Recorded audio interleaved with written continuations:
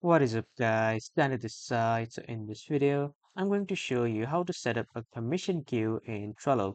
So you first off need to head over to the Trello's website, and from here you need to create a new board by just clicking on create, and after that you will create a new board. But let's say you already have a recent board, so click on this recent board which comes under your board section, and after that to set up the commission queue, you need to set up a progress bar.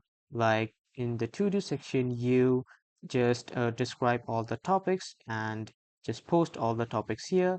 And then when you are doing some of the topics, you just take a topic and then drag and drop it here in the doing section.